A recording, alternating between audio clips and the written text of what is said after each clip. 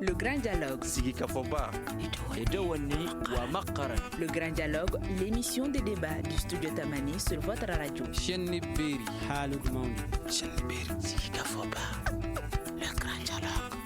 Le réseau de diffusion des programmes de Studio Tamani s'élargit. Vous pouvez nous écouter désormais sur 81 radios à travers le pays, 3 télévisions, en plus de notre site web, les réseaux sociaux et gratuitement en appelant le 37 321.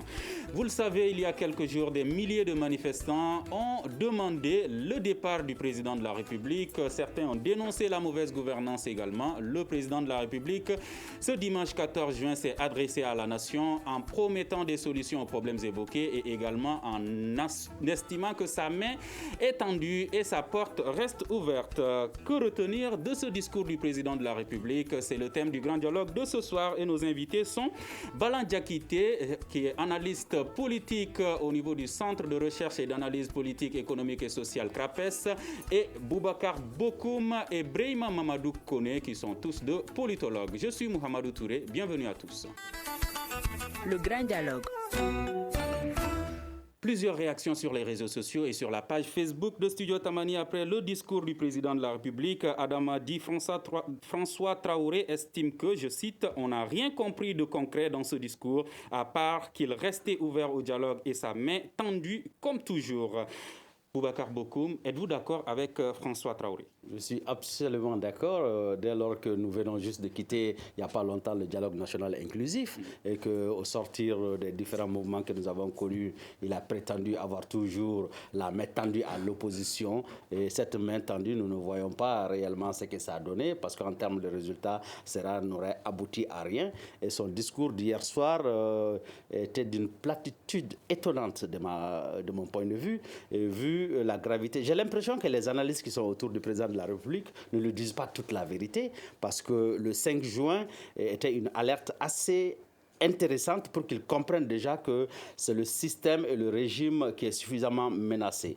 Et face à cette menace de cette envergure, je pense qu'il aurait été plus intéressant qu'ils sortent avec des propositions concrètes qui allaient apaiser la situation plutôt que de rester encore en train de surfer sur des vagues en prétextant que la main est tendue, que sa porte est toujours ouverte et qu'éventuellement il rencontrerait le mouvement du 5 juin. Je pense que ce serait très léger d'aller dans cette dynamique sans aller sur la base des propositions concrètes, convaincantes. Dès lors que vous avez la population qui ne croit plus à ses leaders, c'est compliqué de rester dans une telle platitude, d'être encore très loin de son peuple. Ça veut dire qu'il n'a pas compris le message. Et sur Facebook toujours, moi je pense que le président s'est moqué des Maliens. Il a tout dit sauf l'essentiel. Ça, c'est la déclaration de Daouda Kone. Êtes-vous d'accord avec lui, Balan Diakité? Bon, moi je pense que si on doit analyser quand même ce discours, on doit l'analyser sous 3 points. D'abord, il faut voir le contexte dans lequel ce discours s'inscrit. Ensuite, quelle est la cible visée par ce discours, parce que tout discours politique a une cible bien déterminée. Aussi la fonction sociale du dit discours.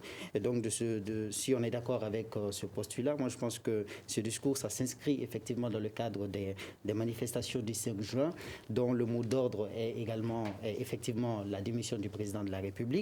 Et donc, le président s'est en l'occurrence beaucoup plus adressé aux manifestants du 5 juin qu'au peuple malien, parce que quand on regarde effectivement les mots qu'il a soulignés dans son discours, c'est-à-dire l'insécurité, c'est-à-dire la crise de l'école, mais aussi également l'emploi. Ce sont des problèmes que tous les Maliens connaissent. Ce que les Maliens attendent effectivement de la part du président de la République, ce sont plutôt des solutions concrètes.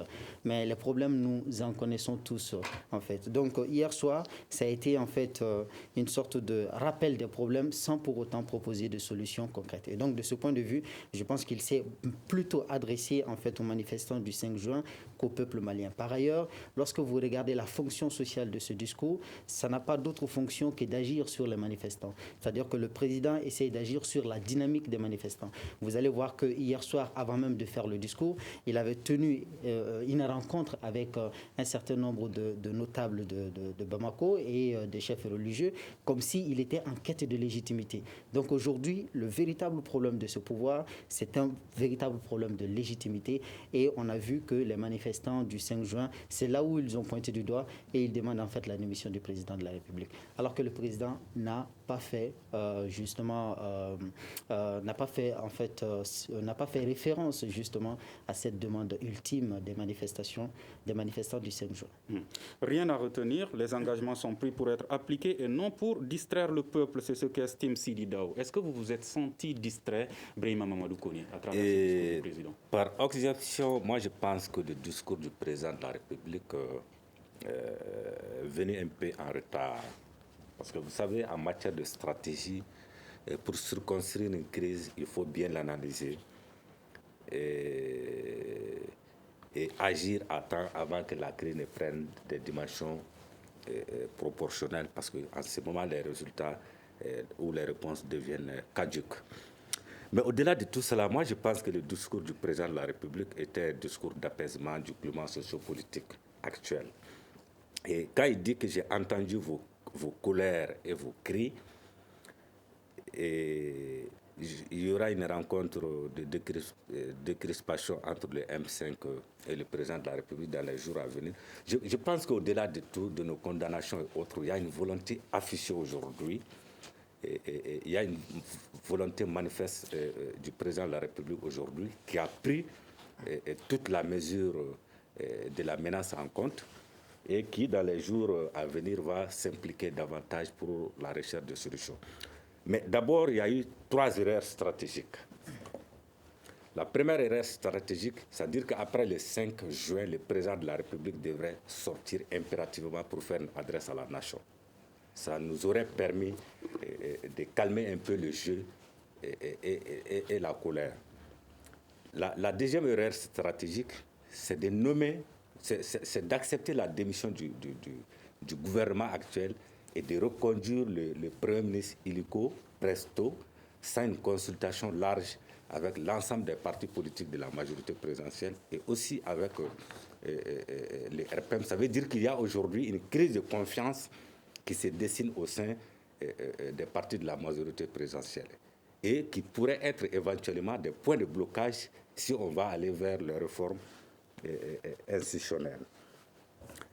Et la troisième erreur stratégique, c'est la rencontre que le président de la République a eue hier avec les légitimités traditionnelles, religieuses et puis certains acteurs de la société civile. Il ne devrait pas le faire. La meilleure stratégie, c'était de rencontrer ces gens-là en secret et demander à ces gens d'engager des pourparlers avec les M5. Et au-delà de ça, je pense que la situation même dépasse la personne du président de la République aujourd'hui.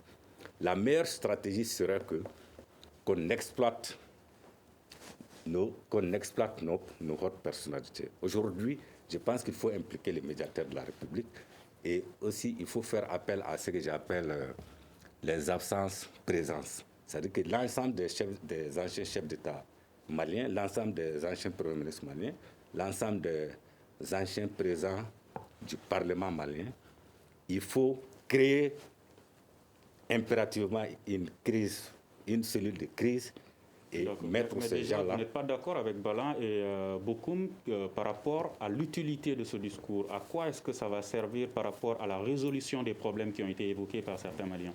Non, le président a fait un discours d'apaisement, mais il n'y a pas eu de mesures fortes. Mais je reste optimiste que dans les jours à venir, quand il va engager les pourparlers pour la médiation avec les M5, ces médiations devraient être vraiment un espace de dialogue franc et que les négociations doivent être faites sur des bases justes. Pas pour sauver le président de la République, mais pour sauver les Mali.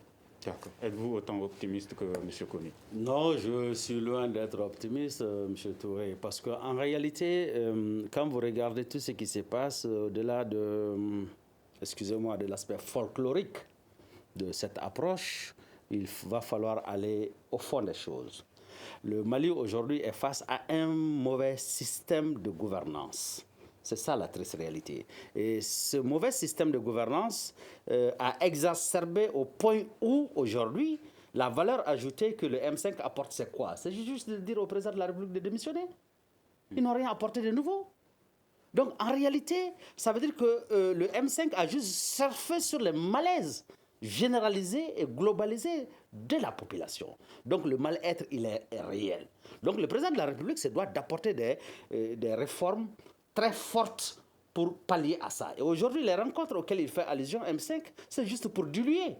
Il s'agit juste d'avoir des approches qui permettent au mouvement de s'émousser, qui mettent des stratégies en place qui permettent de baisser la tension. Donc en réalité, ce qu'il dit, ce n'est que de sauver le président de la République.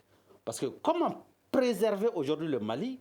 Il s'agit d'aller dans la réforme réelle du système de gouvernance. Quand je regarde aujourd'hui même le M5, en termes de vision stratégique, a des soucis énormes. Parce qu'aujourd'hui, s'il s'agit de faire partir le président de la République, le président de la République n'est pas le problème. Il est une partie du problème. Donc c'est le système de gouvernance qui pose problème. Aujourd'hui, le M5 ne nous propose aucun modèle de gouvernance en réalité.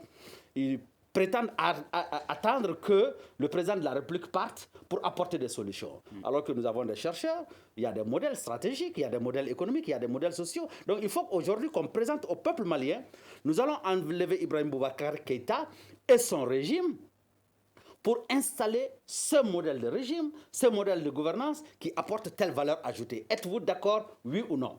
Alors, si le peuple est d'accord avec cette approche, oui, nous sommes d'accord pour que le président de la République s'en aille sous l'article 121 de la Constitution qui prévoit effectivement qu'on peut aller à la désobéissance civile, qui consiste à dire aujourd'hui que si on va à la désobéissance civile avec la bonne organisation et la bonne méthode, ça veut dire que cette désobéissance va paralyser le pays à un moment donné où le président de la République, toutes les institutions vont être bloquées et il va être obligé de s'en aller. À défaut de s'en aller, on ira à une confrontation qui, je ne le souhaite pas, pourrait aboutir à la descente dans l'arène de l'armée qui va être obligé de descendre pour stabiliser le pays. Donc, c'est pourquoi je pense qu'aujourd'hui, les analystes qui sont autour du président de la République ils ne le disent pas toute la vérité.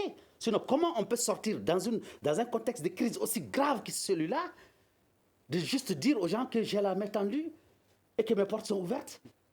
Mais attends, ça veut dire qu'il confirme effectivement qu'il est incapable, parce que j'ai écouté dans son discours qu'il dit qu'il a donné le meilleur de lui-même, il a tout fait. Ça veut dire qu'il a atteint réellement ses limites. Donc si le président de la République a atteint ses limites, ça veut dire qu'il faut le changer. D'accord. Et parmi les questions qui sont touchées, il y a l'école, la santé, la sécurité, les manifestations.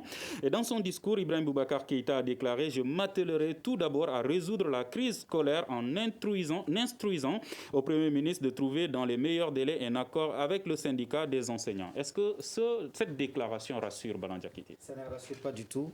Et d'ailleurs, ce que le président a fait dans son discours, ça s'appelle justement dans la sociologie politique la restructuration des identités. C'est-à-dire que le président, il essaie de placer chacun dans son poste dans l'arène politique. Et comme vous l'avez constaté, il dit il va instruire au gouvernement de trouver des solutions dans des meilleurs délais.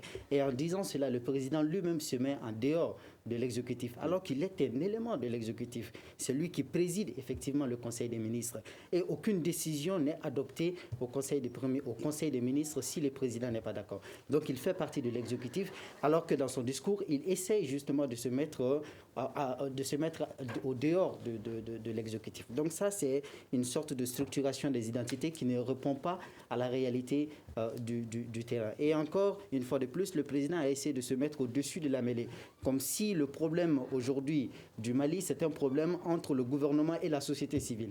Alors que le problème n'est pas au niveau du gouvernement. Depuis très longtemps, on a compris que le gouvernement n'est pas le problème. Depuis que ce président est au pouvoir, combien de premiers ministres on a eu, combien de gouvernements on a eu, combien de remaniements on a fait? Plusieurs. Et donc le problème demeure toujours le même. Donc à un moment donné, on doit savoir que ce n'est pas en fait le Premier ministre qui est mis en cause, c'est le président même qui est mis en cause. C'est la vision du président qui est questionné. Est-ce que nous sommes aujourd'hui face à un président qui a une vision pour le pays, qui a en fait des solutions pour faire sortir le pays de l'ornière? Donc ça, ce sont des questions fondamentales. Et après, on a vu effectivement dans son discours, après avoir souligné ces problèmes, crise de l'école, etc., il avait dit également que chaque Malien qui manifeste l'interpelle. Moi, j'ai envie de dire au président de la République que ce n'est pas quand le Malien lambda marche qu'il l'interpelle. En fait, notre silence aussi l'interpelle. Quand on a faim, nous l'interpellons. Quand on n'arrive pas à avoir de l'eau potable, nous l'interpellons. Quand on est dans l'obscurité parce qu'on n'a pas d'électricité, nous l'interpellons. Donc, ce n'est pas en fait quand les Maliens lambda marchent que nous interpellons notre président. Notre silence aussi est très significatif. Et donc, le nombre de Maliens aujourd'hui qui n'ont pas participé à cette manifestation, est-ce que ces Maliens n'interpellent pas le président? Bien sûr que si. Et donc, à un moment donné, il faudrait justement sortir de cet attendement et proposer à la population des solutions réelles. Et c'est ce qu'on entendait hier soir. Malheureusement, ça n'a pas été le cas. J'ai envie de dire que la montagne a accouché d'une souris. Le 5 octobre passé, il avait dit au Premier ministre de régler la crise scolaire. Quelle est la situation aujourd'hui, déclare Mahaman Touré? Et je voudrais apporter deux petites précisions par rapport à l'intervention de Bala Diakité. Premièrement, le président ne s'est pas adressé aux manifestants seulement. Il s'est adressé au peuple malien. Parce qu'il est convaincu qu'il y a la majorité silencieuse dont nous tous nous faisions partie. Et la deuxième des choses, au niveau de l'exécutif, le président de la République n'est pas responsable devant le Parlement malien, conformément à la loi fondamentale de 92. C'est le Premier ministre qui est responsable devant le Parlement. Et quand vous regardez, on a un problème structurel. Comme il a dit, il a fait une structuration des identités. Ce qui est ressorti dans le discours, il a parlé de la crise scolaire, il a parlé de l'approvisionnement des Maliens en denrées de première nécessité, il a parlé de la crise sécuritaire. Et en fait, il a fait juste un rappel. Mais ça, c'est des mots auxquels nous sommes habitués. Nous entendons ça tous les jours. Mais maintenant, la crise scolaire aujourd'hui... Avant cela, est-ce que, malgré que ce soit le Premier ministre qui doit exécuter, est-ce que la responsabilité du président de la République peut être écartée? Non, le président de la République est le garant de l'unité nationale. Il est le premier citoyen du Mali. Et sa personne même incarne l'institution de la République présidentielle. Maintenant, c'est-à-dire qu'il y a un problème fondamental que moi j'ai l'habitude de décrier il y a longtemps. Le Premier ministre a passé une année à la station primatoriale. Quelle est sa déclaration de politique générale? Il n'a jamais fait de déclaration de politique générale. Or, c'est une violation de la Constitution, c'est une violation du principe républicain du Mali. Et si c'est le cas, malgré cela, le président de la République a décidé de le reconduire. Voilà, il a décidé de le reconduire pour des raisons que lui-même, qui sont propres à lui, mais pas pour le Mali.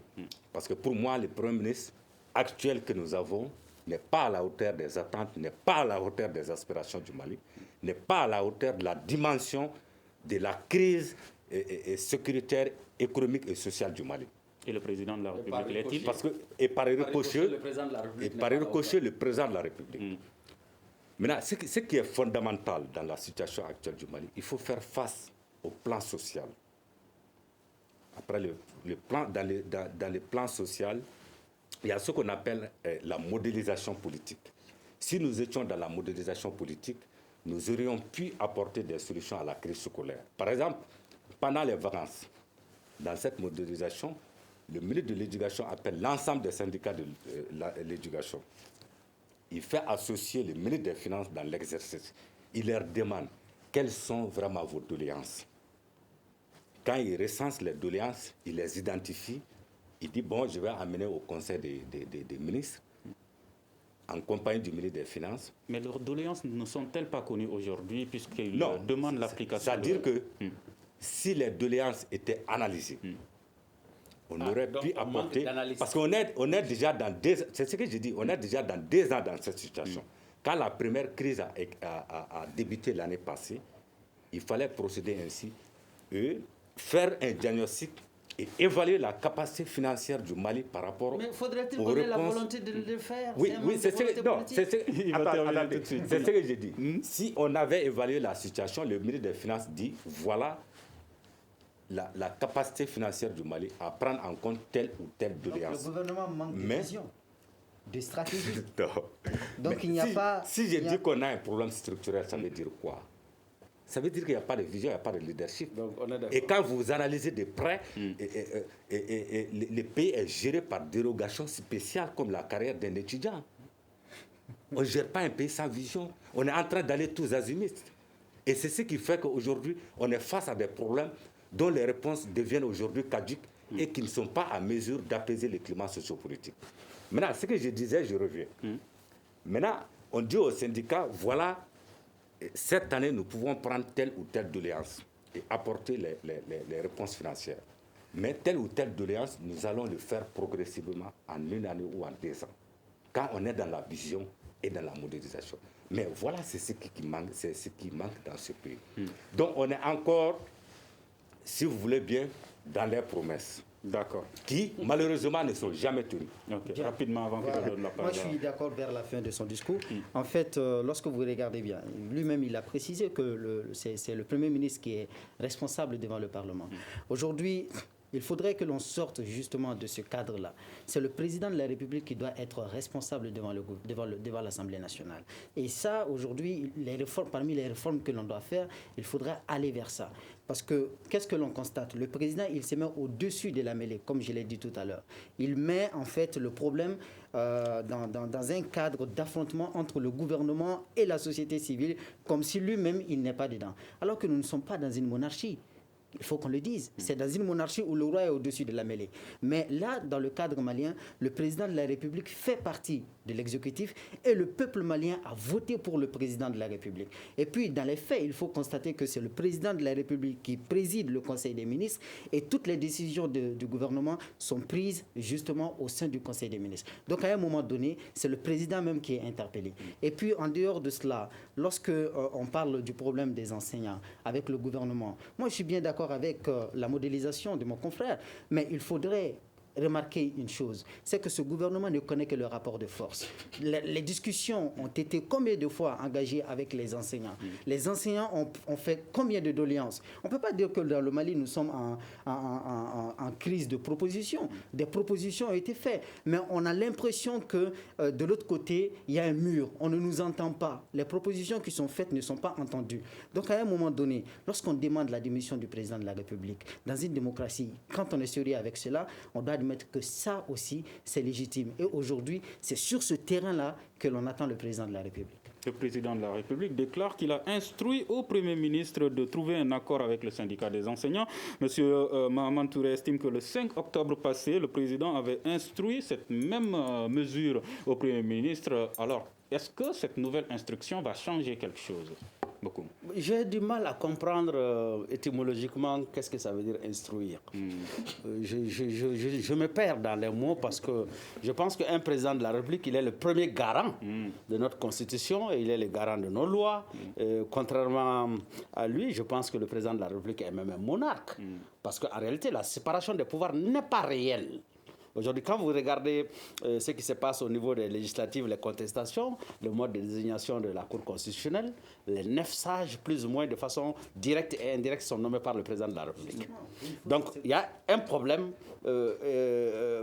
à ce niveau. Donc, vous regarderez, quand il dit « j'ai instruit », lui, il instruit, mais il n'est pas responsable de l'instruction.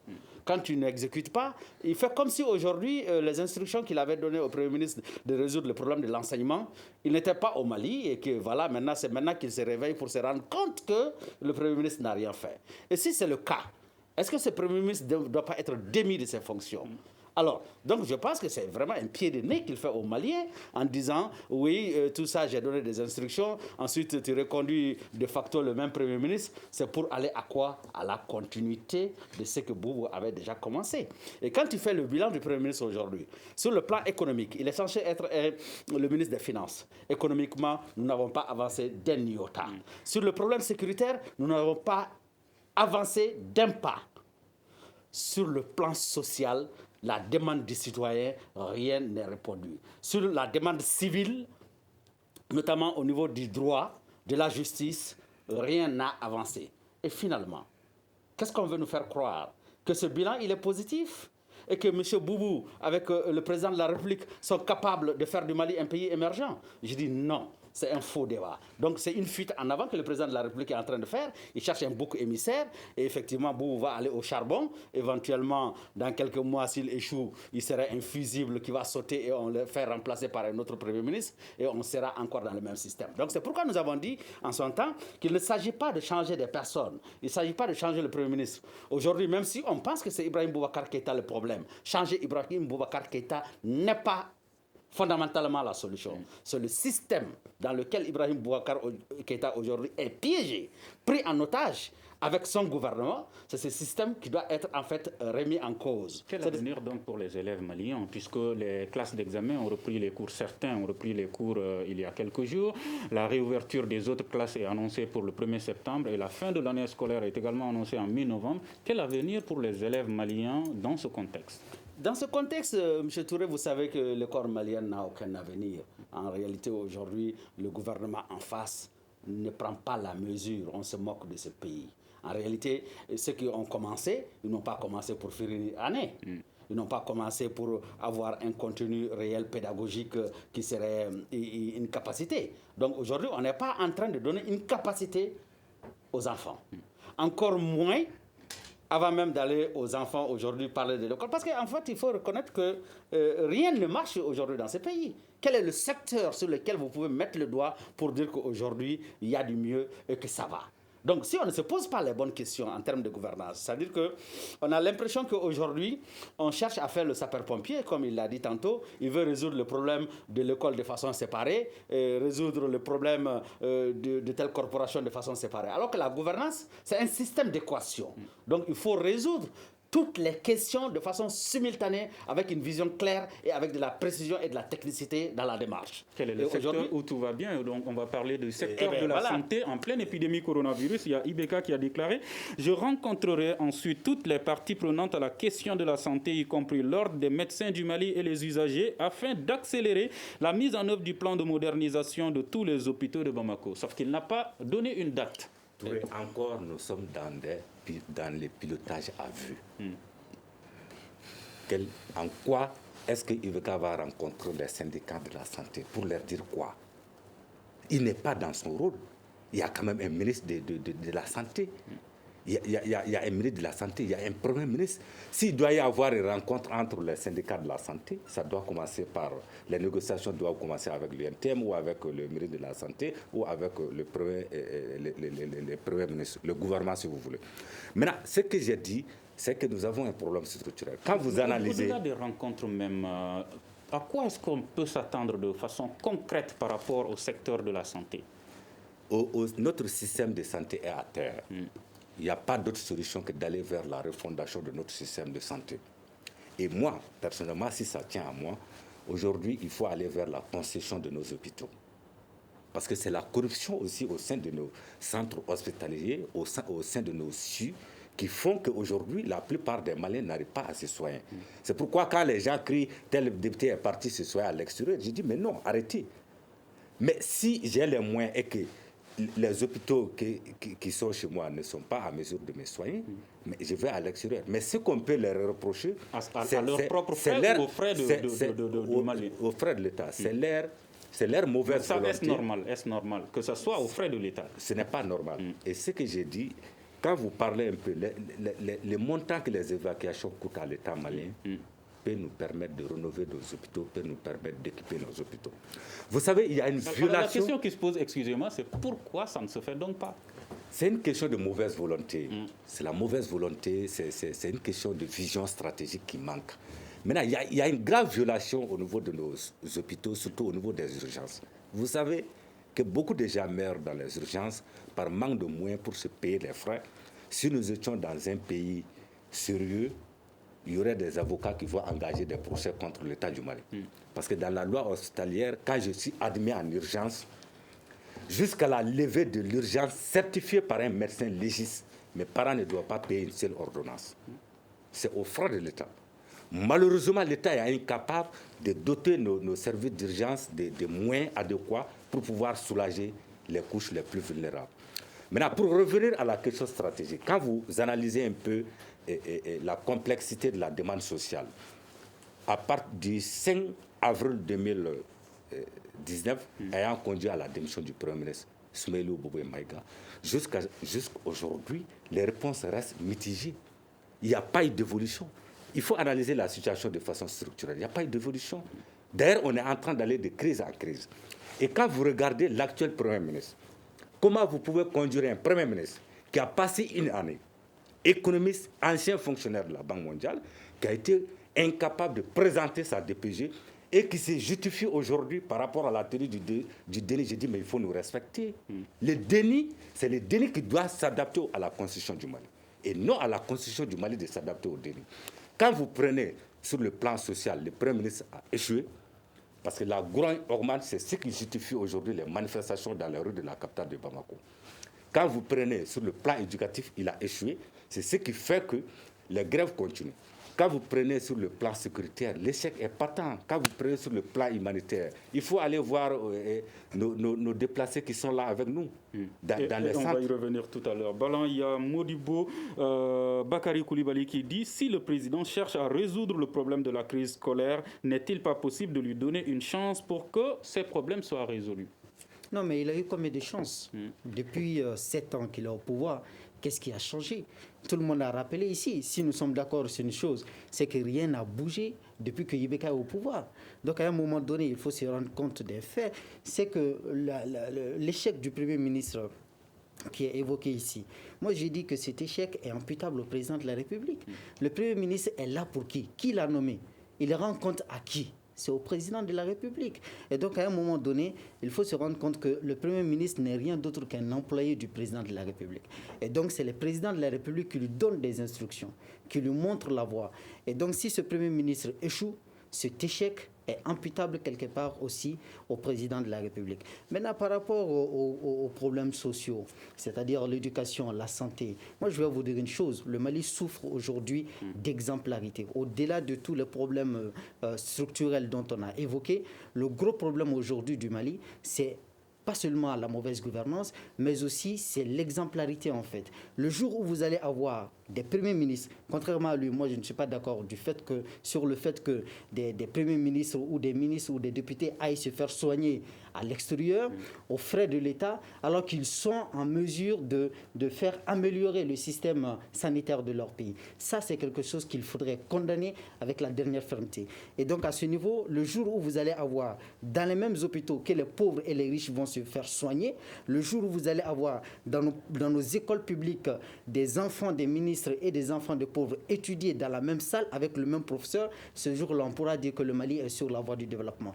Et donc jusqu'ici, tant que cela n'est pas constaté, tant que cette exemplarité-là n'est pas constatée sur le terrain, c'est difficile en fait de croire à une quelconque volonté de changement de la part de ce gouvernement et de ce président de la République. Et donc c'est impossible aujourd'hui, si on revient au problème scolaire, c'est impossible aujourd'hui de régler ce problème-là tant qu'on ne va pas mettre les enseignants dans des conditions. Il faudrait se rendre compte d'une chose. Ça fait combien de fois au Mali que les enseignants partent justement en grève?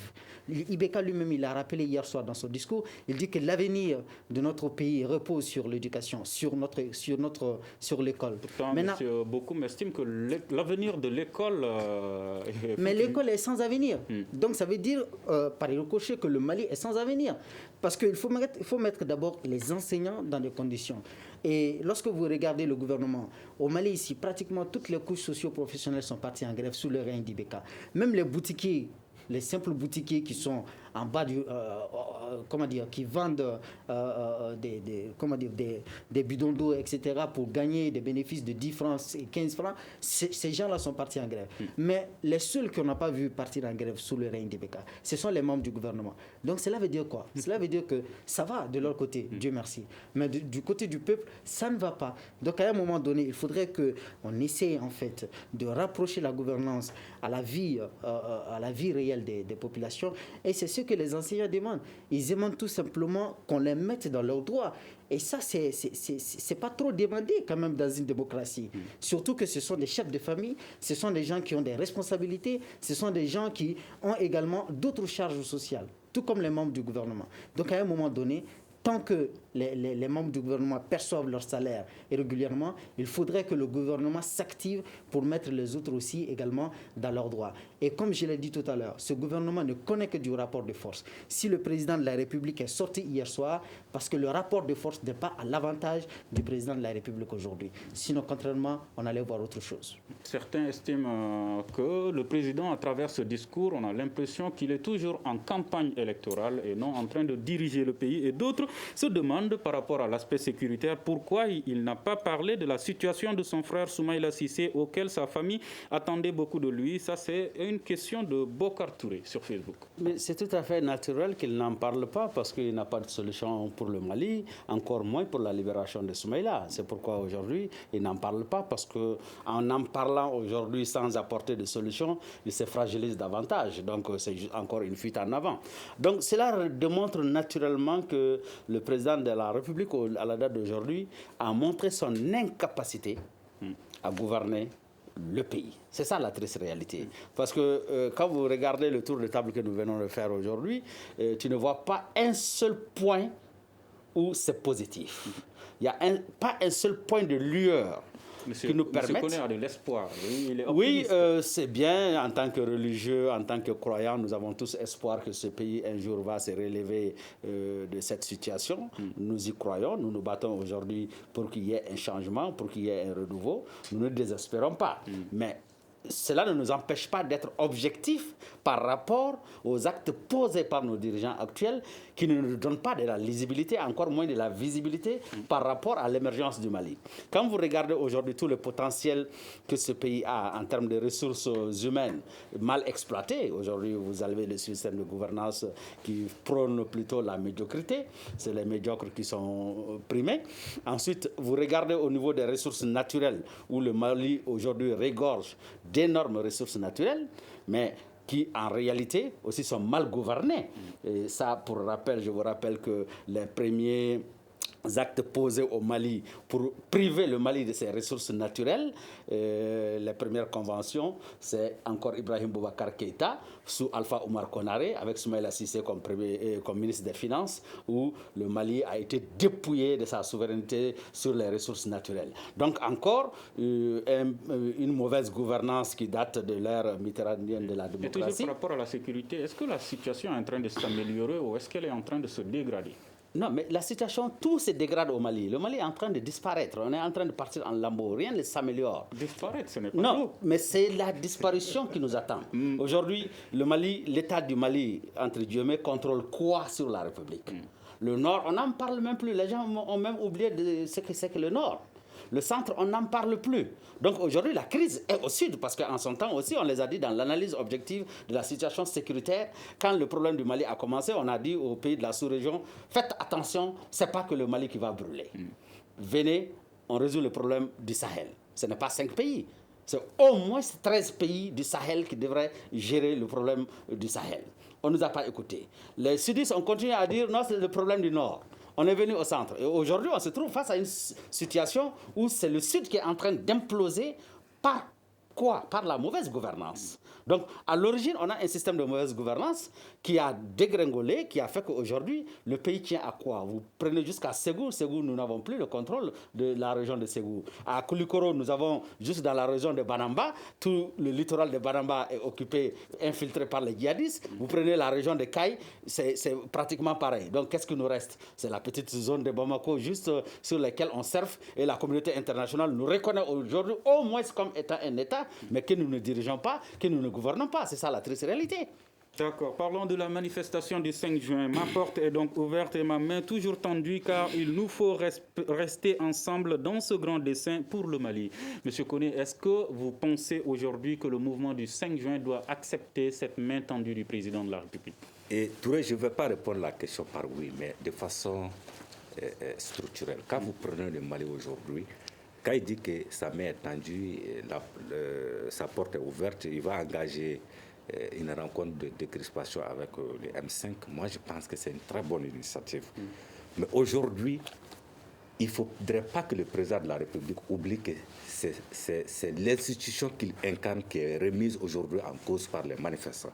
Et ça, c'est extrêmement important dans les négociations et dans la médiation. il n'est pas aujourd'hui la personne idéale pour engager les pourparlers avec les manifestants.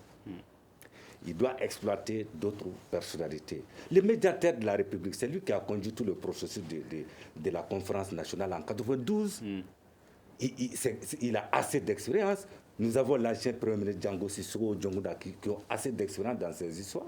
Il faut faire une délégation de pouvoir à ces gens pour gérer la situation. Maintenant, demander la démission du président n'est pas anticonstitutionnel, n'est pas antidémocratique. Dans l'histoire de l'humanité ou dans l'histoire de la démocratie, si vous voulez, nous avons connu des présidents démissionnaires. Mais quand on prend de façon structurelle, nous sommes un pays déjà fragile. Nous sommes un pays déjà divisé. Comme il a dit, nous n'avons que Bamako seulement.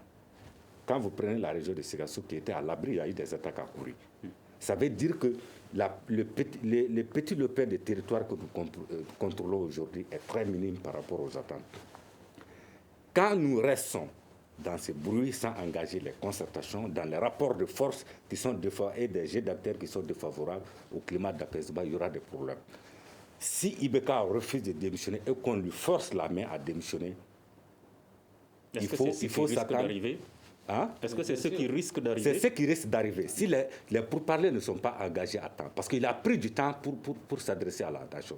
Il a pris du temps pour engager les pourparlers avec les M5. Et vous savez, chaque fois, les rapports de force changent. Chaque fois, les enjeux changent. Et finalement, les réponses deviennent inappropriées ou caduques. Maintenant, moi, je suis favorable. C'est à quoi je ne suis pas favorable aujourd'hui au regard de la situation sécuritaire, économique et de la pandémie du Mali à une transition démocratique. Je m'explique.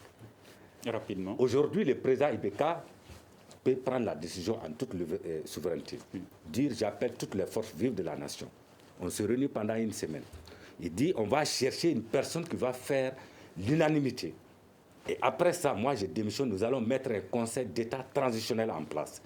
Qui va durer 1 année ou 2 ans pour conduire l'ensemble des réformes institutionnelles, administratives, que ce soit économiques, sociales, sécuritaires. Et après, nous allons organiser des élections présidentielles et générales s'il y a lieu. C'est la seule solution aujourd'hui. Mais si Ibeka part aujourd'hui, la situation risque de nous échapper. D'accord. Il a évoqué également les élections législatives en parlant de graves contestations concernant les législatives. Nous recherchons une solution idoine et urgente afin de répondre aux frustrations exprimées. Est-ce que ça, c'est une solution? Non, moi, je veux dire une chose, en fait. C'est que nous avons une conception très erronée de la démocratie au Mali. On pense qu'au Mali, la démocratie, c'est le consensus. La démocratie repose sur le principe de la majorité. Et la majorité évoque quoi? Ça évoque la question de la responsabilité. Lorsque le pays accepte de donner la destinée du pays, la destinée de la nation à un homme pour le faire président, on attend de lui en fait qu'il soit responsable. Responsable, cela veut dire quoi? Cela veut dire qu'il faut répondre de ses actes. Et en politique, quand on n'en peut plus, c'est aussi responsable de dire je n'en peux plus et je démissionne. Ça, c'est l'humilité, ça.